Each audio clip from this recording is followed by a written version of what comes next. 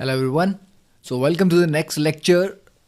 Previous lecture में हमने देखिए ऑक्साइड्स के बारे में पढ़ा था, ठीक है। और मैंने आपको कहा था कि नेक्स्ट लेक्चर में हम सिलिकॉन डाइऑक्साइड के साथ स्टार्ट करेंगे, बट एक छोटा सा टॉपिक है दैट इज़ कार्बाइड्स, जो कि एनसीईआरटी में नहीं दिया गया बट आपके लिए इंपॉर्टेंट है, ठीक है, क्योंकि इससे रिलेटेड क्वेश्चंस आएंगे, ठीक है। कहीं ना कहीं आपको मिलेंगे, कुछ पार्ट इसका ऑर्गेनिक केमिस्ट्री में भी आपको पढ़ने को मिलेगा, ठीक है। देखिए कार्बाइड्स क्या होते हैं? Binary compound of carbon with some other element, ठीक है, कि कार्बन और कोई और एक एलिमेंट मिलके जो भी बनाएगा उसको जनरली हम कार्बाइड ही बोलेंगे। तो ये बाइनरी कंपाउंड है, मतलब दो एलिमेंट से मिलके बनने वाले कंपाउंड्स हैं। तो कार्बाइड्स को तीन कैटेगरी में डिवाइड किया जाता है। पहले होते हैं आयनिक कार्बाइड। आयनिक कार्बाइड का मतलब है जहां पर बॉन्डिंग आयनिक है, मतलब कार्बन और दूसरे एलिमेंट के बीच में आयनिक बॉन्डिंग है। ये तभी हो पाएगा जब दोनों के बीच में इलेक्ट्रोनेगेटिविटी का डिफरेंस अच्छा खासा हो, ठीक है। तो ये बनते हैं किसके साथ?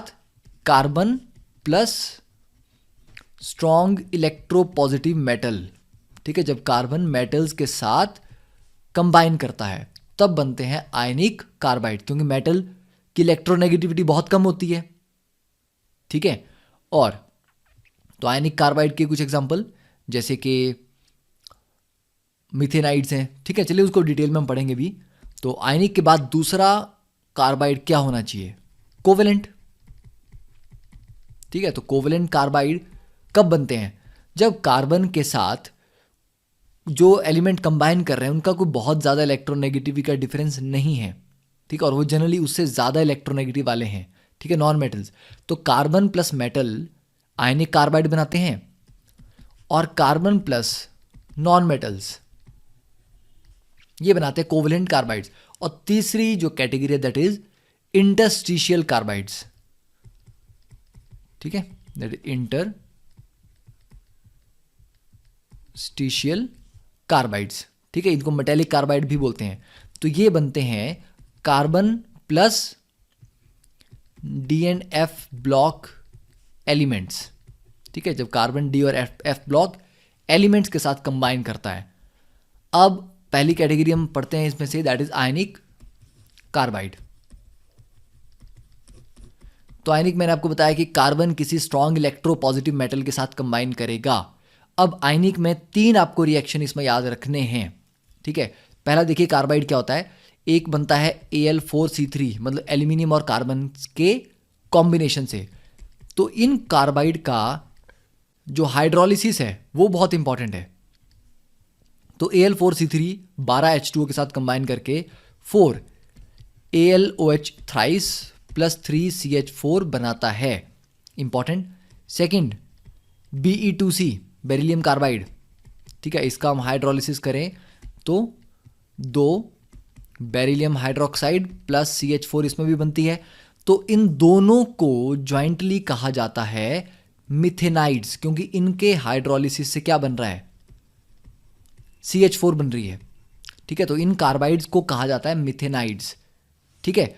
फिर कुछ कार्बाइड ऐसे होते हैं जैसे CaC2। तो CaC2 का अगर आप हाइड्रोलिसिस करेंगे तो क्या मिलता है?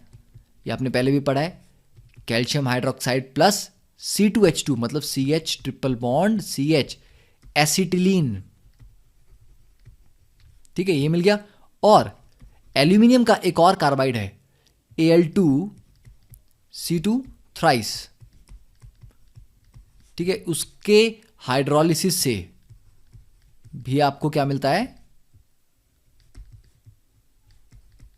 Acetylene CH triple bond CH। तो क्योंकि ये दोनों एसिटिलीन जनरेट कर रहे हैं, इन दोनों को क्या कहा जाएगा? एसिटाइलाइड्स, ठीक है। जो मीथेन बनाने वाले हैं वो मिथेनाइड्स, एसिटिलीन बनाने वाले एसिटाइलाइड्स, ओके। और एक लास्ट कैटेगरी मैग्नीशियम का, अगर हम मैग्नीशियम के कार्बाइड का हाइड्रोलिसिस करते हैं तो मैग्नीशियम का बन जाएगा हाइड्रोक्साइड, और बाकी के पार्ट का इसमें बनता है CH3C triple bond CH, that is propyne, ठीक है। What is this? Propyne, okay. तो इतना क्लियर हो गया। अब क्या आप मेरे को बता सकते हैं कि Mg2C3 को अगर हम तोड़ते हैं आयंस की फॉर्म में तो ये कैसे बनेगा? तो ये बनेंगे 2Mg2 पॉजिटिव, मतलब 4 पॉजिटिव पे टोटल चार्ज हुआ, तो C3 पे कितना होना चाहिए? 4 नेगेटिव, बैलेंस करने के लिए, ठीक है ना। वैसे CaC2 को तोड़ें तो क्या बनेगा? कैल्शियम 2 पॉजिटिव और C2 2 नेगेटिव, ठीक है। तो इस तरह से आप आयंस की फॉर्म में इनको ब्रेक करके समझ सकते हैं कि इनमें क्या क्या बनता है। फिर कोवेलेंट कार्बाइड्स, कोवेलेंट कार्बाइड्स के एग्जांपल आपको यहीं पर लिख देते हैं साथ में। नॉन मेटल्स के साथ क्या क्या बनता है? CH4 है, ठीक है, CO2 है, देन कार्बन डाइसल्फाइड है, ठीक है, फिर सिलिकॉन कार्बाइड है, बोरोन कार्बाइड है। तो ये हो गए example of covalent carbides. Then interstitial, interstitial में क्या होता है कि जो D और F ब्लॉक के एलिमेंट्स हैं वो बहुत बड़े होते हैं साइज में, ठीक है। तो बड़े साइज होने की वजह से मान लीजिए उनके एटम्स काफ़ी बड़े हैं, और जब उनके एटम्स उनके लैटिस में इस तरह से अरेंज्ड हैं, बीच में ये जो खाली जगह बच जाती है, इसमें कार्बन के एटम जाके फिट हो जाते हैं। इनको बोलते हैं इंटरस्टिशियल साइट्स। तो जब कार्बन इंटरस्टिशियल साइट्स पे जाके ऑक्यूपाई कर लेता है उनको, मतलब जनरली होता क्या है, कार्बन ऑक्टाहेड्रल होल्स ऑक्यूपाई करते हैं, ठीक है। आप इन डिटेल को कि ऑक्टाहेड्रल टेट्राहेड्रल होल्स कैसे होते हैं 12th में पढ़ोगे डिटेल में सॉलिड स्टेट में।